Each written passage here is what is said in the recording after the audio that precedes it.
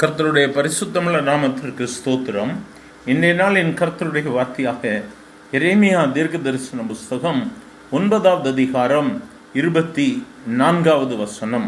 மேன்மை பாராட்டுகிறவன் பூமியிலே கிருபையையும் நியாயத்தையும் நீதியையும் செய்கிற கர்த்தர் நான் என்று என்னை அறிந்து உணர்ந்திருக்கிறதை குறித்தே மேன்மை பாராட்ட கடவன் என்று கர்த்தர் சொல்லுகிறார். இவைகளின் மேல் பிரியமாய் இருக்கிறேன் என்று கர்த்தர் சொல்லுகிறார். எனக்கு அருமையான தேவ பிள்ளையே, கர்த்தர் எதிலே பிரியப்படுகிறார்? நம்ம அநேக காரியங்களை செய்கிறோங்கள.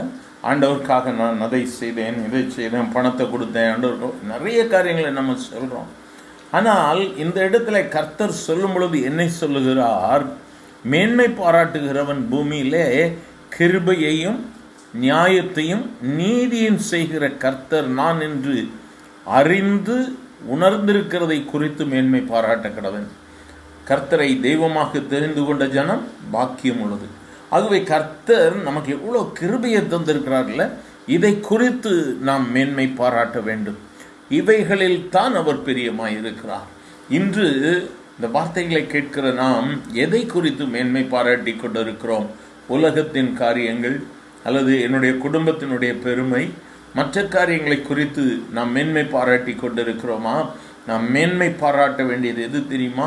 கர்த்தர் என் மேய்ப்பராய் இருக்கிறார், இயேசு என் இரட்சகராய் இருக்கிறார், என் ஆண்டவராகி இயேசு தான் என்னுடைய குடும்பத்தின் தலைவர் என்று சொல்லி நாம் அவரை மேன்மைப்படுத்தும் பொழுது, அவரை உயர்த்தும் பொழுது, கிருபையையும் நியாயத்தையும் நீதியும் செய்கிற கர்த்தர் என் ஆண்டவராகி இயேசு கிறிஸ்து என்று சொல்லி நாம் அவரை கனப்படுத்தும் பொழுது கர்த்தர் நம்மிலே பிரியமாய் இருக்கிறார். எனக்கு அருமையான தேவ பிள்ளையை, நம்முடைய வாழ்வை ஆராய்ந்து பார்ப்போம். நான் யாரை பிரியப்படுத்தி கொண்டிருக்கிறேன்? யாரை உயர்த்தி கொண்டிருக்கிறேன்? என் சுயத்தை மேன்மையை உயர்த்துகிறேனா? அல்லது என்னுடைய சுற்றத்தையும் என்னுடைய பெருமையையும் நான் உயர்த்தி கொண்டிருக்கிறேனா? கர்த்தர் விரும்புகிறது நாம் அவரை உயர்த்த வேண்டும்.